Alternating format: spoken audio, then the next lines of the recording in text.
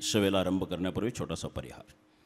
गेल्या अनेक वर्षाची असणारी आपल्या गावची ही परंपरा आणि या परंपरेच्या माध्यमातून चालू वर्ष देखील सालाबादप्रमाणे याही वर्षी या नामयज्ञाचं आपण खऱ्या अर्थाने आयोजन केलेलं आहे. वास्तविक या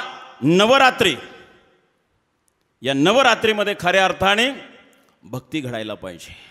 आणि म्हणून आपण सगळेजण पाहत आहे की जसं नवरात्रीचा आरंभ झालेला आहे, म्हणजे घटस्थापना ज्या दिवशी झाली आहे त्या दिवसापासून संपूर्ण दिवसभर या खऱ्या अर्थाने तर भक्तीचा मार्ग बहरून आलेला आहे, भक्तीचा उमाळ आलेला आहे.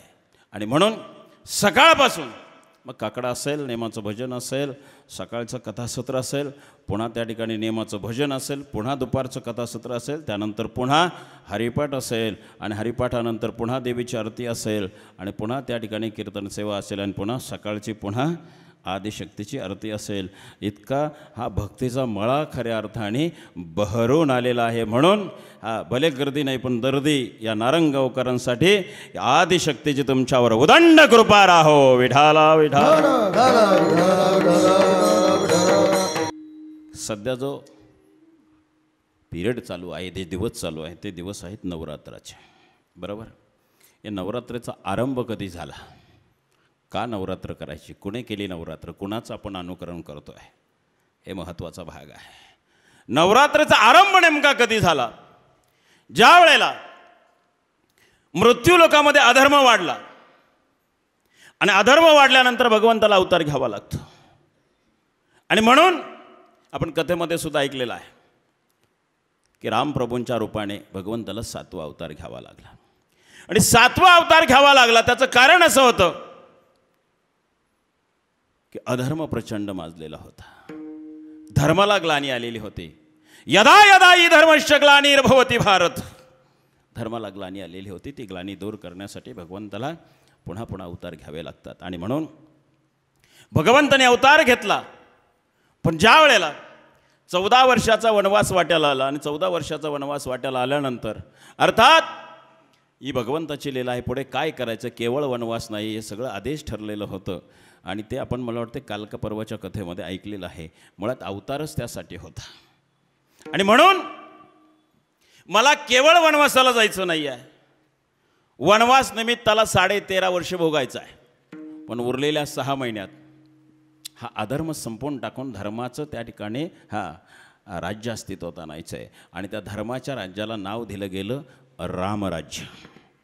परंतु ज्याला मारायचं आहे, ज्याला हरवायचं आहे, तो कोणी सामान्य नव्हता. भल्या भल्यांना त्याने हरवलेलं होतं. नवग्रह त्याच्या पायाखाली लोळत होते. 33 कोटी देव ज्याने बंदीखान्यात ठेवलेले होते. ज्याचा मुलगा देवांच्या राजाला हरवणारा होता म्हणून त्याला मेघदूत जरी नाव असलं तरी त्याला इंद्रजित ही उपाधी मिळालेली होती. इंद्राला जिंकणारा होता म्हणून इंद्रजित आहे. आणि म्हणून यांना जिंकायला कोण निघाले, फक्त 2 भाऊ. किती जण निघालेत, फक्त 2 भाऊ आहेत, लक्षात ठेवा. मला इथं एक गोष्ट त्या ठिकाणी तुमच्या समोर मांडायची आहे. अयोध्येचा युवराज आहे कोण, प्रभू रामचंद्र. अयोध्येचा जर युवराज आहे मग अयोध्येची फौज मागू शकत नव्हते का, अयोध्येची फौज मागू शकत नव्हते का. बरं मागितली असती तर मिळाली नसती का. बरं मागायचं सोडा, निरोप दिला असता तरी आली असती की नाही. मग का बरं मागितली नाही. ज्याने रोज कथा ऐकली असेल त्यांना माहीत आहे नारदाने शाप काय दिला होता, वानरांची मदत घ्यावी लागेल तुला. आणि नारदाचा शाप खरा व्हावा म्हणून अयोध्येची सेना आणली नाही. जिथं वनवासाला होते तिथं वाली आणि सुग्रीवाचं भांडण होतं, ते भांडण संपवलं. वालीला संपवला. का संपवला, ती तारा आली होती प्रभू रामचंद्रांच्या समोर. का मला विधवा केलं. बघा काही काही लोकांचा इतका अधिकार असतो ना. तारा पतिव्रत होते बरं का. देवाला जाब विचारायचं म्हणजे एक सामान्य घटना नाही. पतीला विचारायला आपण थरथर कापतो. इथं देवाला जाब विचारायचं आहे, का मला विधवा केलं, काय गुन्हा होता माझा आणि माझ्या पतीचा. तिचं सगळं बोलणं भगवंत शांतपणाने असं हात बांधून ऐकत होते. बोल तू, बोलत राहा. सगळं बोलून झाल्यानंतर मी बऱ्याच वेळेला कथेमध्ये हे बरेचसे संदर्भ दिलेले आहेत. समोरचं जेव्हा रागावलेलं असतो ना, भगवान श्रीरामांच्या चरित्रातून हे खूप शिकण्यासारखं आहे. रामायणामध्ये खूप साऱ्या गोष्टी आहेत की ज्याच्यामध्ये आपल्या आचरणामध्ये आपण ते आणू शकतो. प्रभू अतिशय शांत बसलेले होते आणि ते जेव्हा बोलायचे थांबले ना, तेव्हा प्रभूंनी हात सोडले. जर तुझं बोलायचं झालं असेल तर आता मी बोलू का? आता पुढचं काय म्हणणार? नको बोलू असं म्हणेल का? संपलं ना बोलायचं, सगळं संपलं, काहीच राहिलेलं नाही आहे. मग बोला की म्हणले. आता प्रश्न विचारून झालेत म्हणले सगळे माझे. तुझ्या नवऱ्याला मारण्याचं एकच कारण, तो माझा शत्रू नव्हता. त्याने फक्त आणि फक्त अधर्म केला म्हणून त्याला मला मारावं लागलं. जर तो अधर्म करत नाही ना, मला काय वाली माझ्याबरोबर आला काय आणि सुग्रीव आला काय? मला वानरांचीच मदत घ्यायची आहे. वाली वानर आहे आणि सुग्रीवसुद्धा वानरच आहे. पण काय अधर्म केला आता मी सांगायची गरज नाही तारा, तू पतिव्रता आहेस. पण तुझ्या डोळ्यात देखत सुग्रीवाच्या बायकोचं त्याने हरण केलं, तिचा उपभोग घेतला. हा अधर्म नाही का? ताराची बोलतीच बंद झाली हो. मग लक्षात आलं, ज्यांच्या समोर बोलते ते कोणी सामान्य नाही आहे, हा प्रत्यक्ष नारायण आहे. आणि मग स्वतःचा मुलगा होता कोण? अंगद. अंगदाला आणलं आणि रामप्रभूंच्या स्वाधीन केलं आणि सांगितलं, बाळा, बापाने सुद्धा मरताना सांगितलेलं होतं, बापसुद्धा भांडूनच मेला, त्यांनीसुद्धा देवाशी भांडण केलं. आता तितकं आपल्याकडे वेळ नाही सगळं सांगायला विस्ताराने. आणि अंगदाला हातात दिलं आणि म्हणून त्या किष्किंधा नगरीचा त्याला युवराज घोषित केलं प्रभू रामचंद्रांनी. युवराज म्हणून त्याचा राज्याभिषेक केला. आणि अंगदाने बापाला मारलं म्हणून सोड नाही घेतला. बापाने आणि आईने जसं सांगितलं तसाच वागला आणि शेवटपर्यंत प्रभू रामचंद्रांचं दास्यत्व बनून त्या ठिकाणी सेवा केली. अर्थात दास्यत्वाची सेवा अंगदाला कोणाकडून शिकायला मिळाली? तर ती शिकायला मिळाली बजरंगबली हनुमंताकडून. लक्षात ठेवा, दास्यत्व निकट हनुमंत पै केले म्हणून देखील रामचरण विठाला विठाला.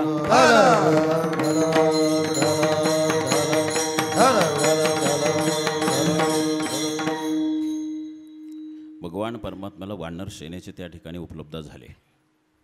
परंतु ज्याला मारायचं आहे आणि त्याला मारून अधर्म संपवायचा आहे, सामान्य घटना नाही आहे. मग 9 दिवस अधिष्ठान मांडलं. कोणाचं?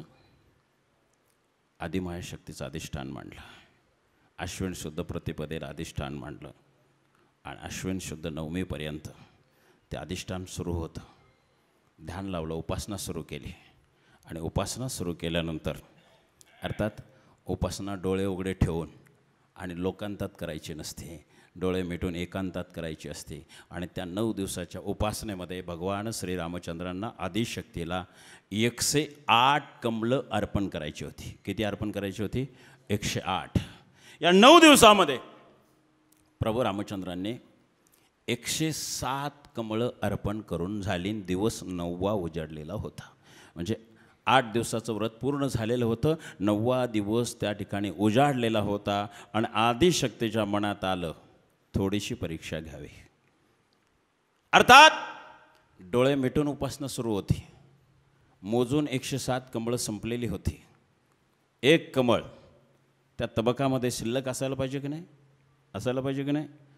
पण ज्या वेळेला 108वं कमळ समर्पित करण्याची समय आला आणि भगवान प्रभू रामचंद्रांनी त्या तबकामध्ये हात फिरवला, चाफून पाहिलं, कमळ हाताला लागत नाही.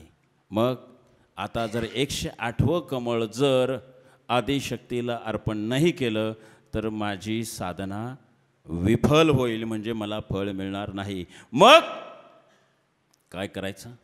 साधना सोडून द्यायची, उठून जायचं कमळ शोधायला, तोडून आणायचं, अशी साधना नसते.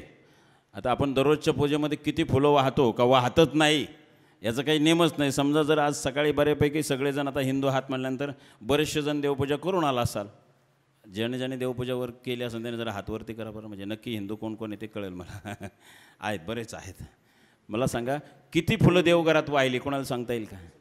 हिशोबच नाही हो. सापडली तेवढी तोडली आणि नेऊन वाहिली, असा आमचा परमार्थ आहे. आणि म्हणून म्हणतो आम्ही रोज पूजा करतो पण देव काही स्वप्नातही येईना आमच्या. परमार्थ इतका सोपा नाही हो. भल्या भल्यांचा कस लागला की नाही? मग आपलं कसं सहजासहजी प्राप्त होईल?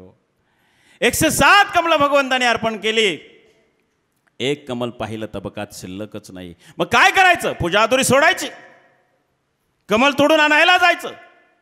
दोन्हीतलं एकही योग्य वाटत नाही. मग करायचं काय? माझ्याकडे अजून 2 नेत्र कमल शिल्लक आहेत. कोणती कमल शिल्लक आहेत? 2 नेत्र कमल आहे. यावेळेला अगोदर एकदा आदिमायेने रामप्रभूंना दृष्टांत दिला होता. तेव्हा सांगितलं होतं, हां तुझा चेहरा म्हणजे किती गोंडस आहे, कोमल आहे. तुझे हे 2 नेत्र म्हणजे प्रत्यक्ष फुललेली कमळं आहेत. हे कोणी सांगितलेलं होतं? जिला कमळ व्हायचं तिनंच सांगितलेलं होतं. मग आठवलं प्रभू रामचंद्रांना की माझ्याकडं 2 नेत्र कमल आहे. जिला व्हायचं तिने ज्याला मान्यता दिलेली आहे, ही 2 नेत्र कमल आहेत. मग एक जरी अर्पण केलं तरी मला दृष्टीसाठी एक पुरेसा आहे. मग भात्यामध्ये अक्षय भाता होता श्रीरामचंद्रांकडं. त्याच्यातले बाण कधी संपत नव्हते. अक्षय म्हणजे ज्याचा क्षय नाही, फक्त बाण निस्ते सोडत राहायचे, जागा बरीच भरलेलीच आहे. भाता कधी रिकामा होत नव्हता. बाण काढायचे, बाणाला हात घातला आणि हातामध्ये घेणार आणि बोबळावरती फिरवणार, एवढ्यात आदिमाया प्रकट झाली. थांब श्रीरामा, काय करतोस तू? तुझं 108वं कमळ माझ्या हातात आहे, हे घे आणि मलाच तू अर्पण कर. कशासाठी? रामप्रभूंना सुद्धा परीक्षा द्यावं लागली, लक्षात ठेवा. आणि मग आदिमायेने शक्तीने सांगितलं, कशासाठी माझी साधना केलीस तू? देवी जाणतेस तू, मृत्यूलोकी प्रचंड मोठा अधर्म माजलेला आहे, धर्माचा विजय व्हावा यासाठी एवढी 9 दिवस मी तुझी उपासना केलेली आहे. आणि तुझ्या आदिमायेची लीला मला प्राप्त झाल्याशिवाय मला तो विजय अशक्य आहे. आणि एकदा का तुझं मला वरदान प्राप्त झालं, तर मात्र मला जगात कुठलीही गोष्ट, त्रैलोक्यात कुठलीही गोष्ट अशक्य नाही. आणि म्हणून आदिमाया शक्तीने रामप्रभूंना ते वरदान दिलं की तुम्ही विजयी होऊन याल. आणि म्हणून तेव्हापासून आदिमाया शक्तीला अजून एक नाव पडलं, ते नाव आहे रामवरदायिनी. बोला रामवरदायिनी माते की. विठाला विठाला. आणि म्हणून प्रभू रामचंद्राने आश्विन शुद्ध प्रतिपदेला ते आश्विन शुद्ध नवमीपर्यंत आदिमायेची 9 दिवस आणि 9 रात्र आदिमायेची सेवा केली, उपासना केली. आणि तेव्हापासून आदिमायेचा उत्सव सुरू झाला. तो आस्था गायब नवरात्रीच्या रूपाने गावागावात, वस्तीमध्ये, शहरामध्ये, राज्यामध्ये सगळीकडे संपन्न होतो. पण याची सुरुवात केली प्रभू रामचंद्रांनी. विठाला विठाला.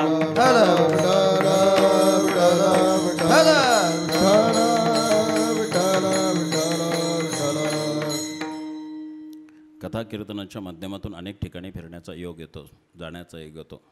महाराष्ट्र असेल, कर्नाटक असेल, राजस्थान असेल, गुजरात असेल, MP असेल, अशा अनेक राज्यांमध्ये भले शिवचरित्राच्या माध्यमातून का होईना, कथे कीर्तनाच्या माध्यमातून का होईना, पण जाण्याचा योग येतो.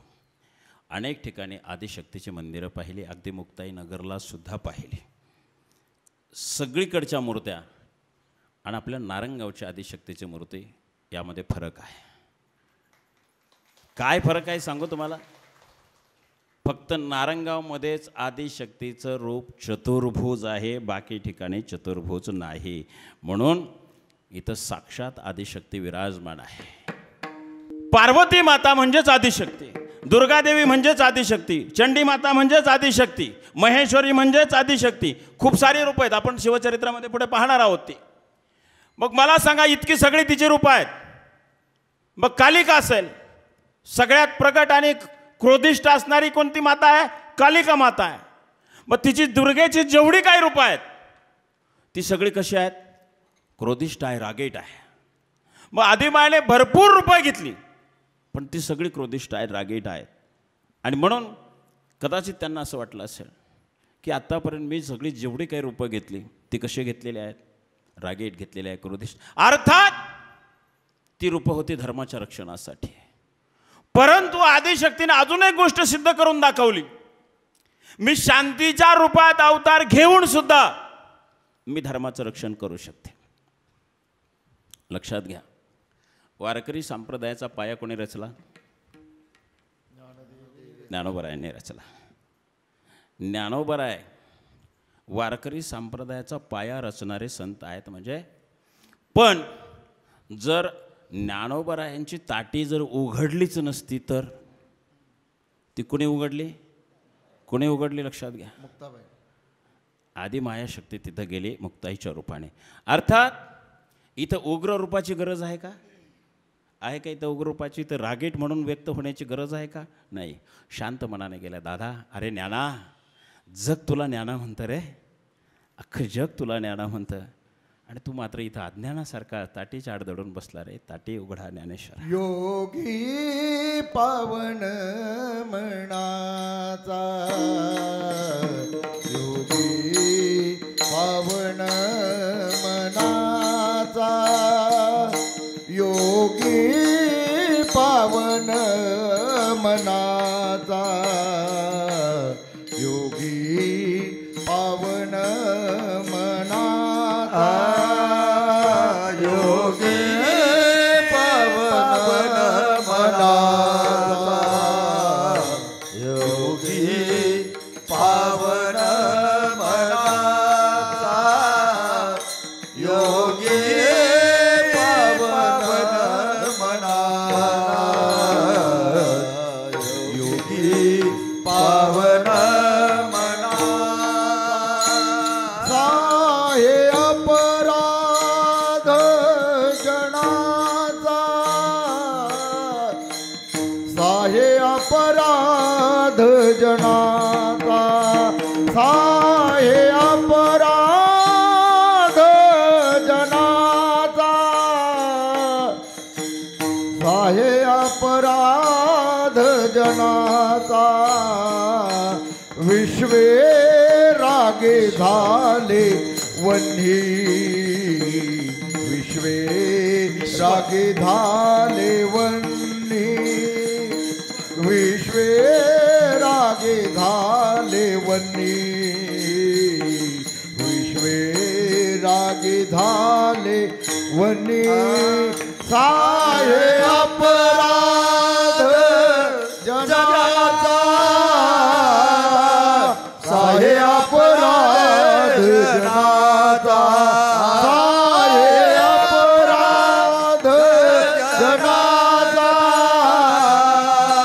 साहे अपराध जनाचा, विश्व रागे झाले वनी, विश्व रागे झाले वनी, विश्व रागे झाले वनी, विश्व रागे झाले वो.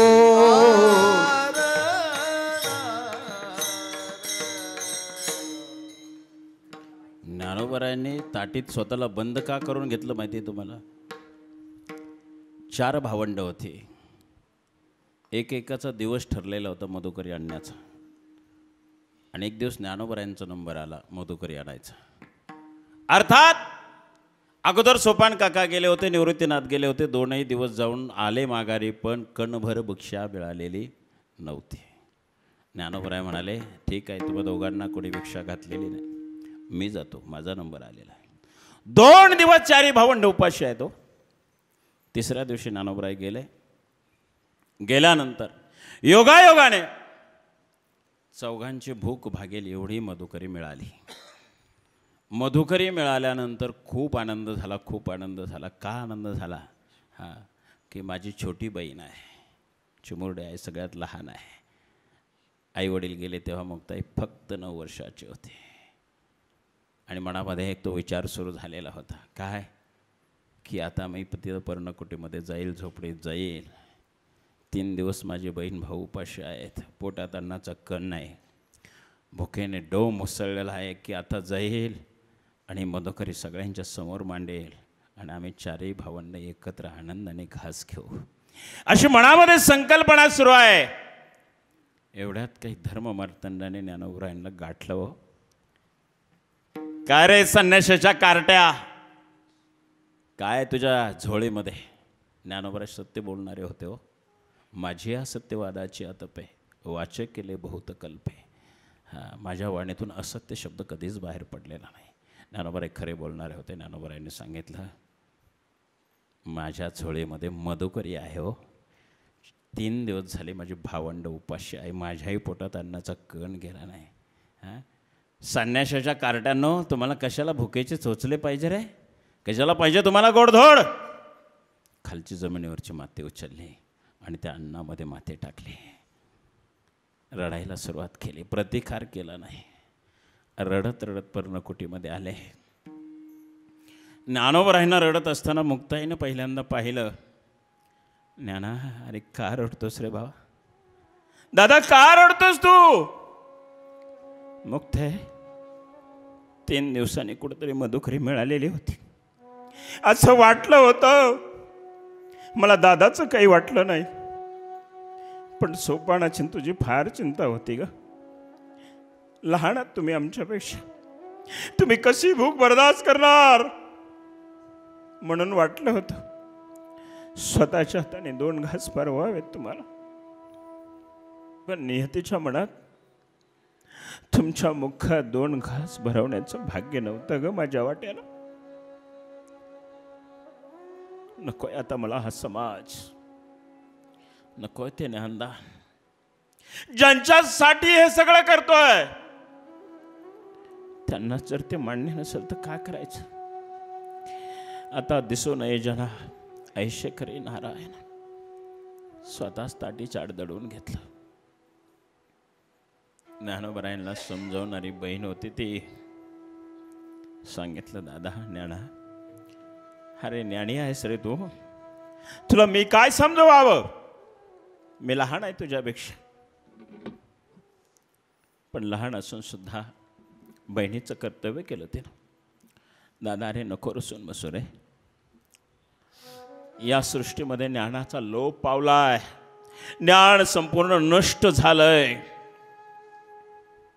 म्हणून ज्ञानोबरायांच्या आरतीमध्ये उल्लेख आहे, लोपले ज्ञान जगी इतने न ते कोणी. लोपले ज्ञान जगी इतने न ते कोणी. अवतार पांडुरंग नाव ठेविले ज्ञान. अवतार पांडुरंगा नाव ठेविले ज्ञान. आरती ज्ञान राजा महाकैवल्य तेजा. देवती साधू संत मनुवेधला माझा. आरती ज्ञान राजा महाकैवल्य तेजा. देवती साधू संत मनोवेधीला माझा.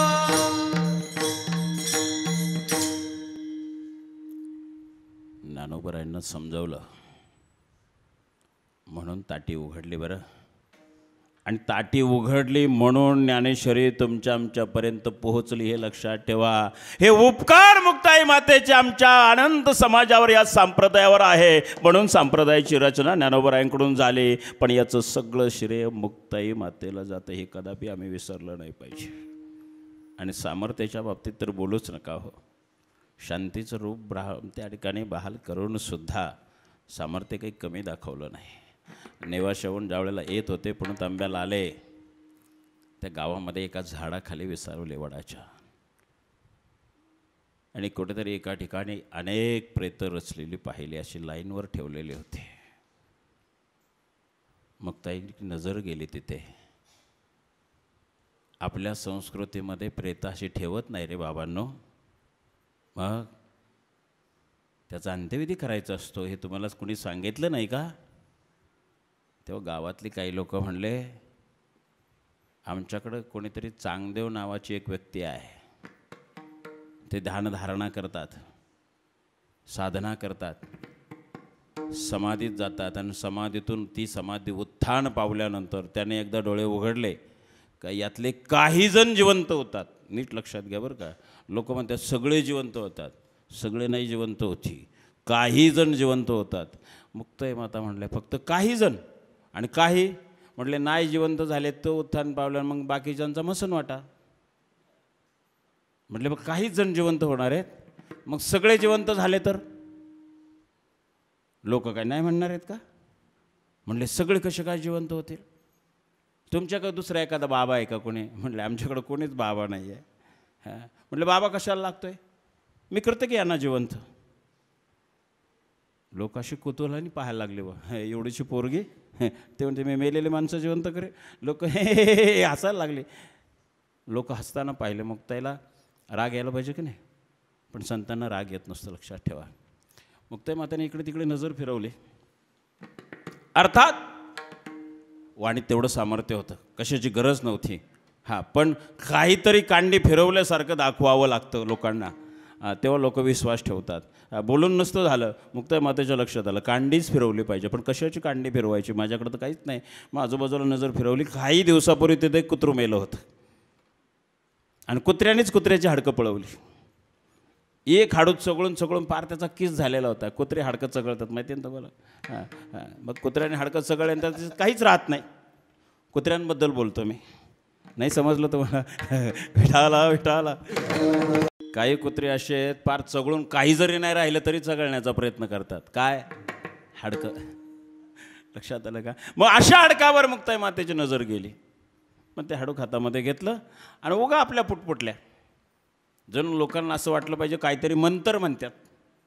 हां लोकांचा विश्वास बसतो, मंत्र येतो बरं का, ह्या बाईला मंत्र येतो. संतांनी ह्या गोष्टीचं खंडन केलं आहे. नेणती काही टानाटोना नामस्मरणा वाचून हे हा संत तेचे संत ज्यांचा हेत विठ्ठले, ज्यांचा हेत विठ्ठले, ज्यांचा हेत विठ्ठले. तेचे संत ज्यांचा हेत विठ्ठले, ज्यांचा हेत विठ्ठले, ज्यांचा हेत विठ्ठले. नेणती काही टाना टोना नामस्मरण वाचोनी, नेणती काही टाना टोना नामस्मरण वाचोनी, काही टाना टोना नामस्मरण वाचोनी, नेणती काही टाना टोना नामस्मरण वाचोनी, नेणती काही टाना टोना नामस्मरण वाचोनी, नामस्मरण वाचोनी, नामस्मरण वाचोनी. नेणती काही टाना टोना नामस्मरण वाचोनी, नामस्मरण वाचोनी, नामस्मरण वाचोनी.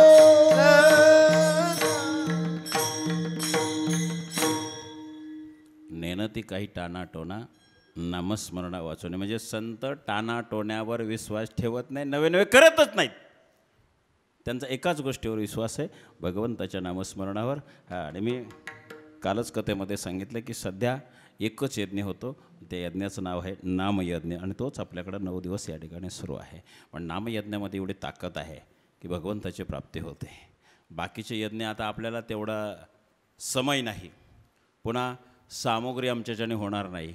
जर सगळंच झालं तर सिद्धता होणार नाही. सिद्धता झाली तर मंत्र उच्चार आमच्याच्याने स्पष्ट होणार नाही, कारण कित्येक दिवस गीतेची संताच कोणी घेतलेली नाही. आणि गीतेची संता जर घेतली नाही तर मंत्र उच्चारण स्पष्ट शब्दात होत नाही आणि मग मंत्रात चूक घडते. आता इथं प्रकार असा आहे, आधी मायाशक्ती आहे, ती भरपूर अशी प्रेत पडलेली आहेत. असे तुमच्यासारखे म्हणजे तुम्ही प्रेत रूपात नाहीत.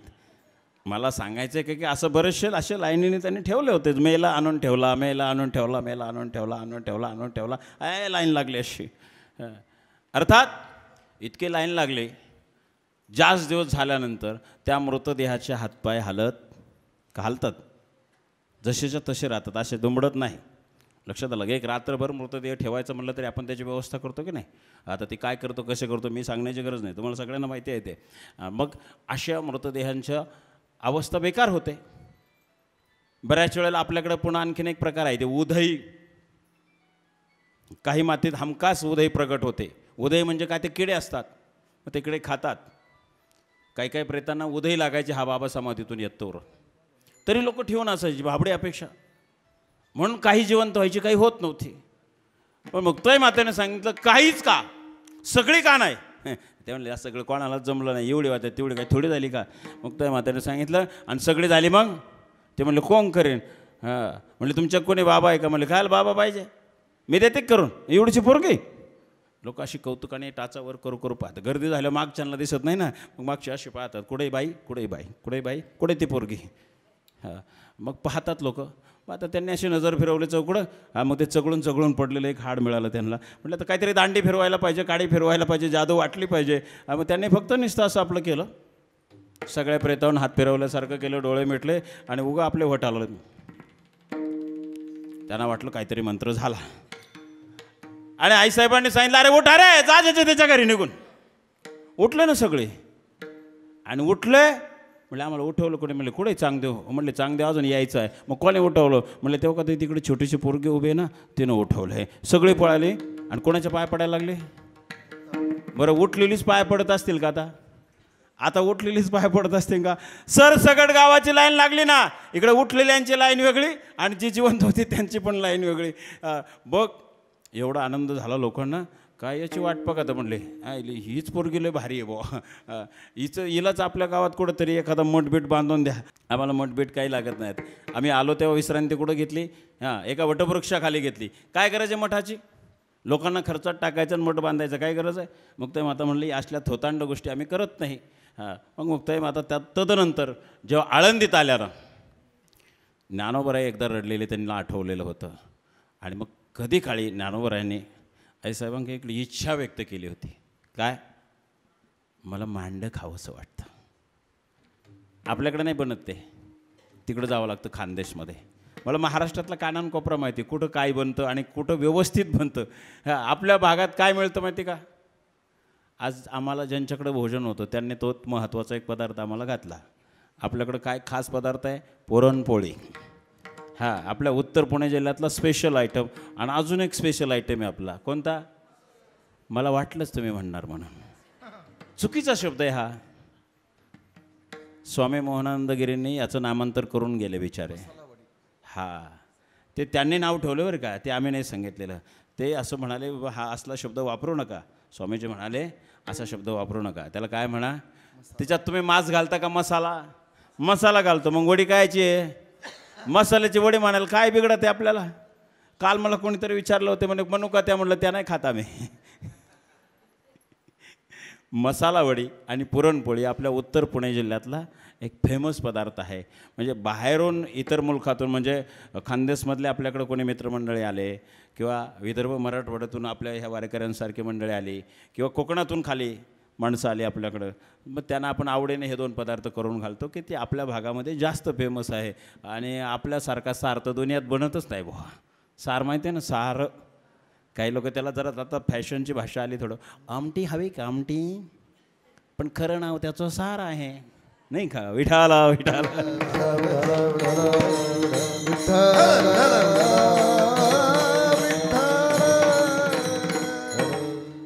आईसाहेबांनी ती प्रेत निस्ती उठवली नाही. चमत्कार असा करायचा का सगळ्यांनी सलामच ठोकला पाहिजे. मग ते हातात काहीतरी शिल्लक राहिलं होतं ना. काय राहिलं होतं शिल्लक? कुत्र्याचं हाडूक होतं ते. हां मग त्याच्यामुळं ते एवढी जादू केली ना, मग त्याला नको का जिवंत करायला? ते हाडूक असं फेकून दिलं आणि फेकल्याबरोबर ते कुत्रं जसं एखादा फटका टाकल्यावर कुत्रं कसं ओरडत जातं, कसं ओरडतं? क्याव क्याव क्याव क्याव क्याव. लोक म्हणले माणसंच उठवले नाही हो, त्या कुत्र्याचं हाडूक होतं, ते कुत्रं उठून पळत सुटलं बा. मोठा चमत्कारीन माता आहे बाबा ही. सगळ्यांनी पाय धरलं बा. असं म्हणलं बाद झाला. आता काही एवढं जवळ नका येऊ बा. आणि मी काही एवढे महाचमत्कारी नाही. हां मला नमस्कार मिळावा म्हणून चमत्कार नाही. इथं आजपर्यंत नमस्कारासाठी चमत्कार होता. हा चमत्काराच्या नावाने जी काही अंधश्रद्धा होती ती दूर करण्यासाठी मला हा चमत्कार करावा लागला. पण सृष्टीचा जो संकेत आहे तो चुकवायचा नाही. आपल्या घरात गेलेल्या जीवात्म्याचा अंत्यविधीच करा. कोणाची आशा धरून त्याला जिवंत करण्यासाठी ठेवू नका. कारण नियतीनं जे संकेत निर्माण केलं आहे, निसर्ग चक्र निर्माण केलं आहे, त्याला भेद देऊ नका. तदनंतर पुणतांब्यात कोणीही मृतदेह ठेवले नाही. हा चमत्कार आहे का अंधश्रद्धा दूर झालेल्याचं प्रमाण आहे? नेमकं काय मला सांगा. अंधश्रद्धा आईसाहेबांनी दूर केली. त्या दिवसापासून पुणतांब्यात आजपर्यंत कोणीही चांगदेवाची वाट पाहत नाही. ज्याचं आयुष्य भरलंय त्यालाच मृत्यू असतो, कोणालाही मृत्यू नसतो. आणि म्हणून आईसाहेबांनी तिथं असलेली अंधश्रद्धा दूर केली आणि श्रद्धेच्या मार्गावर समाज आणला. यासाठी त्यांना भले चमत्कार करावा लागला असेल, पण तो सुद्धा शांततेच्या मार्गाने. म्हणून मुक्ताई मातेला संत म्हटलं जातं. विठाला विठाला विठ्ठल विठ्ठल विठ्ठल विठ्ठल ज्ञानोबरायांनी आईसाहेबांकडे ज्या वेळेला मांडक मागितलं ना खायला, विचार केला आई वडील गेल्यापासून माझ्या भावांनी माझ्याकडे काहीच मागितलं नाही. आता थोडी करते सवरते झाली होती, स्वयंपाक वगैरे शिकले होत्या. हां, एक ठराविक वयानंतर मुली आपोआप शिकतात. बरं, आपल्या मुलींना शिकवायला आपण आहे हो, मुक्ताई मातेला शिकवायला कोणीच नव्हतं. लहानपणीच आई वडील सोडून गेलं, देहांत प्रायचित्त घेतलेलं होतं. हां, पण आपल्या कुटुंबामध्ये 3 भाऊ आणि मी एकटीच आहे. मग माझी जबाबदारी स्वयंपाकाची. म्हणून मोडकं तोडकं स्वयंपाक करायला सुरुवात केलं आणि खूप चांगला स्वयंपाक बनवू लागला आहे साहेब. आणि एक दिवस ज्ञानोबरायांनी सांगितलं, मुक्ते खूप छान स्वयंपाक करतेस ग तू, पण तुझ्या हातचं मांडं लई गोड वाटतं, जर आज केलं तर बरं होईल. काय झालं करायला? करते की. मग गेला, खापर लागतं त्याला, खापर आणायला गेल्या कुंभारवाड्यात. कुंभारदादांनी खापर दिलं देखील. निघाल्या. जसं ज्ञानोबराय निघाल्यानंतर विचार करत होते की माझ्या भावंडांना मी खाऊ घालेन, तसं आईसाहेब सुद्धा म्हणत होत्या की आता माझ्या ज्ञानाने काय मागितले, माझ्याकडं मांडव मागितले, आता मी देणार त्याला मांडव, स्वतःच्या हाताने बनवून घालणार, माझ्या दादाला खाऊ घालणार. अर्थात सिद्धपेठात पोहोचायला काही अंतर दूर राहिलेलं होतं फक्त. ए संन्याशाच्या कार्टाय, कुठं निघालीस तू? बोलणं कधी नीट नव्हतं. जणू काही धर्माचा अख्खा ठेका यांनीच घेतलेला होता. धर्माचं वाटोळं जर कशामुळं झालं असेल ना, अशा आघोरी विचाराच्या धर्ममार्तंडामुळं वाटोळं झालं, लक्षात ठेवा. यांनी जाणीवपूर्वक आपल्याच धर्मातल्या लोकांना त्रास दिला. हिंमत असेल तर इतर धर्मातल्या लोकांना त्रास देऊन दाखवा. माझं जाहीर आव्हान या गोष्टीवर. आपल्याच माणसाला आपण का त्रास द्यायचा? अर्थात इथं एक गोष्ट तात्या महत्त्वाची आहे. ज्ञानोबराय कोणत्या कुळात जन्माला आलेले होते? ब्राह्मण कुळातच होते. ज्ञानोबरायांना छळणारे सुद्धा ब्राह्मणच. मग आपल्याच लोकांना आपण त्रास द्यायचा, याला धर्म म्हणतात का? मी ठामपणे सांगतो, हा अधर्म आहे. आपल्याच कुळातील, आपल्याच वंशातील, आपल्याच परंपरेतील, आपल्याच धर्मातील लोकांना त्रास देणे हा अधर्म आहे. आता सुद्धा आपल्या समाजामध्ये काही तथाकथित मंडळींनी भेद निर्माण करण्याचं प्रचंड मोठं षडयंत्र या महाराष्ट्रात सुरू आहे. कुणबी मराठावाद, ब्राह्मण मराठावाद, नुसते वादच घालायचे. पण एक सांगतो तुम्हाला, कोणी तेली, तांबोळी, माली, ब्राह्मण, मराठा कोणी असू द्या, आपण सगळे त्या दिव्याच्या वाती आहोत. अरे पण दिवाच नाही राहिला तर वात लावणार कुठं? हा दिवा म्हणजे आमचा हिंदू धर्म आहे आणि आमच्या जाती म्हणजे त्याच्या वाती आहेत. या वातीकडे पाहू नका, दिव्याकडे पाहायला शिका. दिवा राहिला तर वातीला किंमत आहे, अन्यथा जातही राहणार नाही, वातही राहणार नाही. दिवा राहिला पाहिजे तर वात लावता येईल, लक्षात ठेवा. ती काळाची गरज आहे. भेद गाडून टाका. ज्ञानोबराय सांगतात, धर्म किती गरजेचा आहे. अरे तैसा स्वधर्म जरी लोपला तरी सर्व सुखाचा थारा मोडीला, जैसा दीपा सवे जाय प्रकाश. दिवा मालवल्यानंतर 2-4 तासाने अंधार येत नाही, सेकंद सुद्धा जास्त होतो, लगेच अंधार येतो. तसं ज्ञानोबराय सांगतात, धर्माचा अस्तित्व ज्या क्षणाला संपुष्टात येईल ना, त्या क्षणाला पारतंत्र्य तुमच्या मानगोटीवर बसलं जाईल, लक्षात ठेवा. अरे केवळ 350 वर्ष थोडं मागं जावं रे. आठवा जरा मागचे दिवस. या देशाचं नाव फक्त हिंदुस्थान होतं, या राष्ट्राचं नाव फक्त हिंदुस्थान होतं. हां, पण हिंदूंचं तख्त कुठंही अस्तित्वात राहिलेलं नव्हतं. या हिंदुस्थानाला नाव हिंदुस्थान होतं, पण या हिंदुस्थानाला 350 वर्ष हिंदूंच्या तख्ताला सुतक पडलेलं होतं. 350 वर्षानंतर याच भूमीत एक युगपुरुष जन्माला आला आणि त्या युगपुरुषाने 350 वर्षानंतर 6 जून 1674 रोजी हे 350 वर्षाचं सुतक फेडलं आणि 6 जून 1674 रोजी रायगडावर मराठ्यांचं हिंदूंचं स्वतंत्र तख्त निर्माण झालं आणि मराठ्यांचं नवनवे संबंध हिंदूंचं तख्त निर्माण झालं आणि 350 वर्षाचं सुतक फेडलं गेलं. ते सुतक फेडणाऱ्या व्यक्तिमत्वाचं नाव आहे छत्रपती शिवाजी महाराज.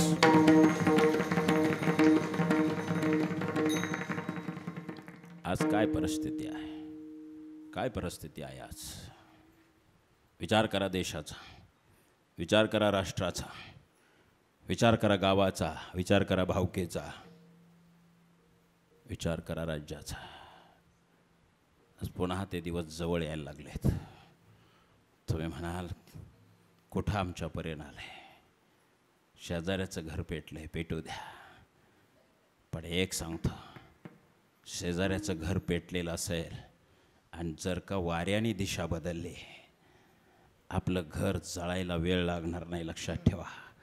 आणि म्हणून वारा दिशा बदलेल्याची वाट पाहू नका. अरे दारापर्यंत आलंय, आता फक्त घरात यायचं बाकी राहिलेलं आहे. येऊ देऊ नका घरात, पण जर घरात येऊ दिलं तर उशीर झालेला असेल आणि उशीर इतका झालेला असेल, मग मात्र थांबता येणार नाही. पण थांबणार नाही तर करणार काय? कोणी छत्रपती व्हावा? शिवाजीराजा जन्माला यावा, पण तो आमच्या घरात नको, तो शेजाऱ्याच्या घरात यावा. आज सारेच म्हणतात कोणीतरी छत्रपती व्हावा. अरे कोणीतरी व्हावा. अरे कोणीतरी का व्हावा? का तू होत नाहीस? का तुम्ही होत नाही? अरे का तू झाशीची राणी होत नाही? का तू जिजाऊ होत नाहीत? का तू शहाजीराजा होत नाही? का तुम्ही छत्रपती होत नाही? का तुम्ही शंभूराजे होत नाही? का होत नाही? मुरदाड झालो आम्ही, शंड झालो आम्ही. शंड होऊन होऊन एक दिवस आपण थंड व्हाल रे. पण थंड झाल्यानंतर मसन वाट्याशिवाय दुसरी जागा उरणार नाही आपल्याला. अरे इतकाही थंड होऊ नका. तुमच्या कणाकणात रोमारोमात ताकद, शौर्य, बलिदान, त्याग फक्त एकाच नावाने उभा राहू शकतो. त्या व्यक्तीच्या नावाचा फक्त जय जयकार ओठावर येऊ द्या. अरे त्या व्यक्तिमत्वाचं नाव छत्रपती शिवाजी महाराज.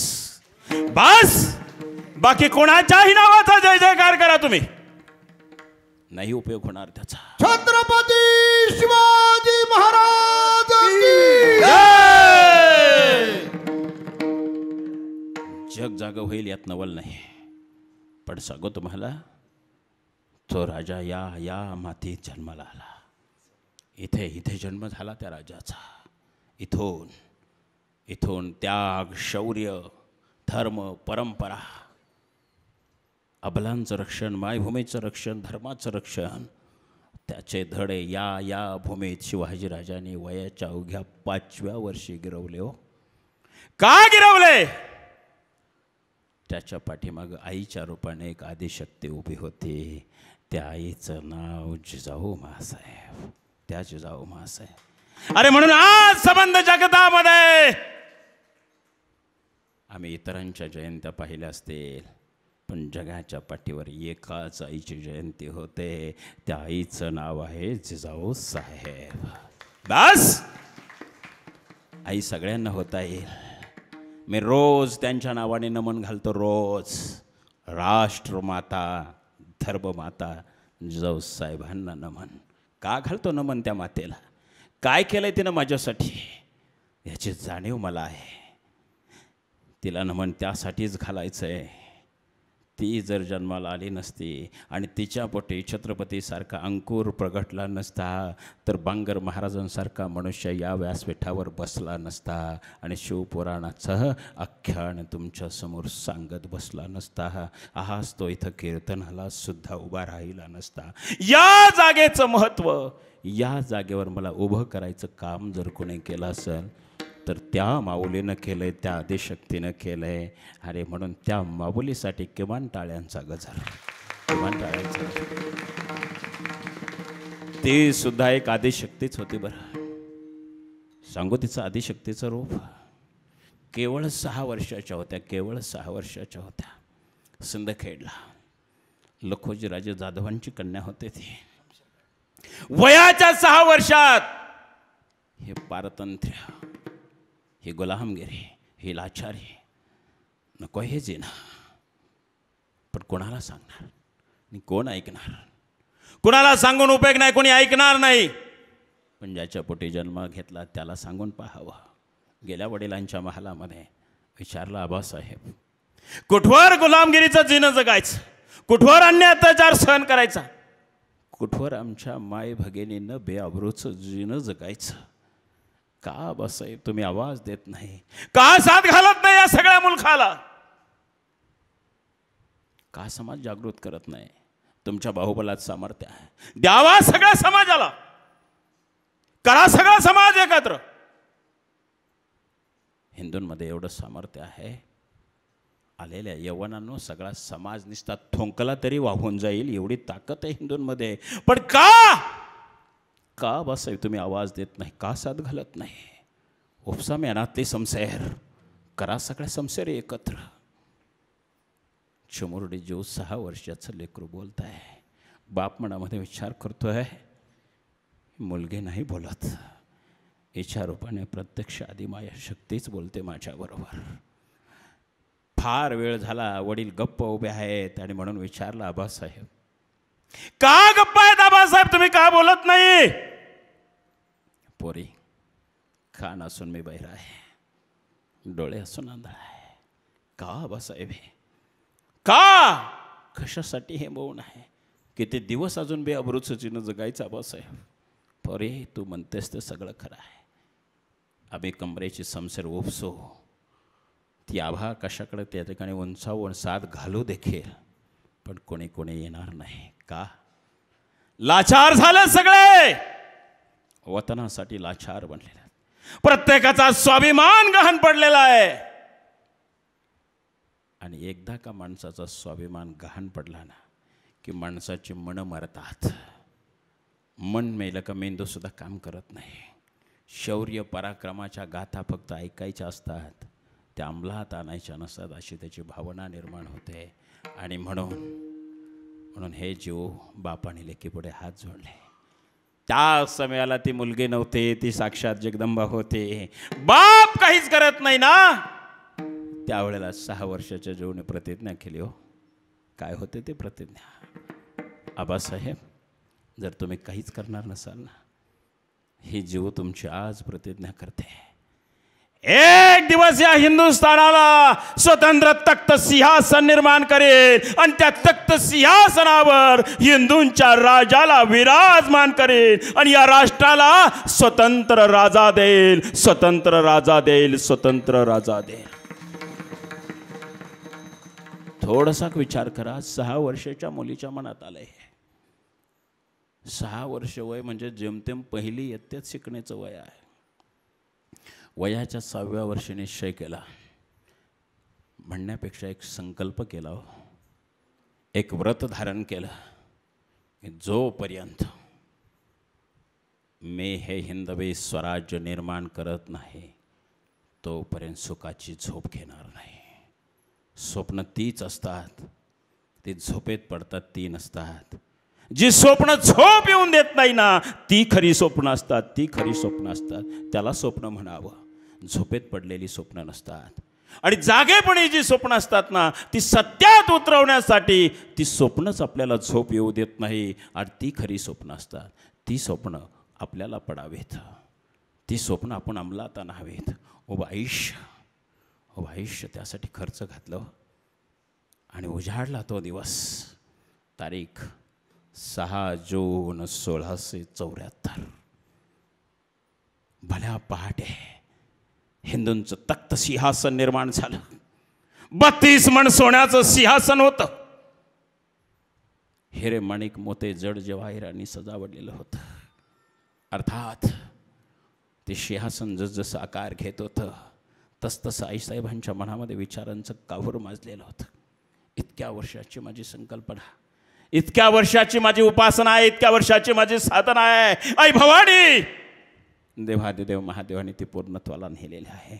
आता काही दिवसातच, आत्ता फक्त थोड्या दिवसातच ते तख्त सिंहासन आकार घेईल आणि तिथे मराठ्यांचा, हिंदूंचा एक सुपुत्र विराजमान होईल. त्या अशा नाही म्हणाल्या की माझा पुत्र तिथे विराजमान होईल. नाही, भावना विचारांचा जो संकल्प आहे ना, तो असाच असला पाहिजे. ते तख्त सिंहासन तिकडे आकार घेत होतं. आणि इकडे शिवाजीराजाची अवस्था काय आहे? शिवाजीराजे आदिशक्तीचे महान भक्त. शिवाजीराजासारखा महान भगवत भक्त होणे नाही बुवा. आपण सांगतो, बोलतो, पण शिवाजीराजासारखं आचरण करणं तितकं सोपं नाही हो. अरे फक्त तुकोबरायांचा सत्संग मिळाला शिवाजीराजाला. 19 वर्षाचा सत्संग मिळाला. फक्त तुकोबराय म्हणाले, आम्ही त्याने सुखी म्हणा विठ्ठल विठ्ठल विठ्ठल. कंठी मिरवा तुळशी, कंठी मिरवा तुळशी, कंठी मिरवा तुळशी, मिरवा तुळसी, कंठी मिरवा तुळसी, कंठी मिरवा तुळशी, कंठी मिरवा तुळशी, कंठी मिरवा तुळशी, कंठी मिरवा तुळशी. व्रत करा एकादशी, व्रत करा एकादशी, तुमचे रवेत धन, तुमचे रवेत धन. व्रत करा एकादशी,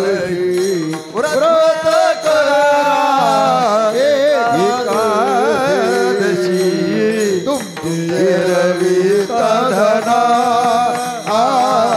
तुमचे रवेत धन.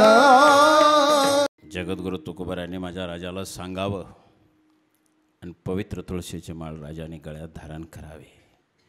तुकोबरायांचा सत्संग घडला. अरे त्या शिवाजीराजाचं जीवन उभं आयुष्य पडताळून पहा. संपूर्ण जीवन निर्व्यसनी आहे, संपूर्ण जीवन निर्व्यसनी आहे. आता महाराजांच्या नावाचा जय जयकार करून शिवजयंती करणारे बरेच युवक खिशात गुटक्याच्या पायल्या मजबूत भरून मग निघतात शिवजयंती करायला. शिवाजी महाराज नुसते डोक्यावर घेऊन मिरवण्याची वस्तू नाही रे बाबा. शिवाजी महाराज अंतकरणात घालून, डोक्यात घालून ते आचरणात आणण्याचा एक मोठा एक शौर्य आणि पराक्रमाचा विषय आहे तो. याची जाणीव आमच्या युवकांना झाली पाहिजे. दुर्दैवाने ते होत नाही. तुका म्हणे धर्म नकळे माजल्याचा भ्रम. बरीच लोक माजली धर्माच्या नावाखाली. त्या माजाटलेल्यांसाठी महाराज म्हणले हे आंधळे झाले, त्यांना धर्म कळत नाही. पहिलं चरण. धर्म तो न कळे, धर्म तो न कळे, धर्म तो न कळे, धर्म तो न कळे, धर्म तो न कळे, धर्म तो न कळे, धर्म तो न कळे, धर्म तो न कळे, धर्म तो न कळे, धर्म तो न कळे, धर्म तो न कळे,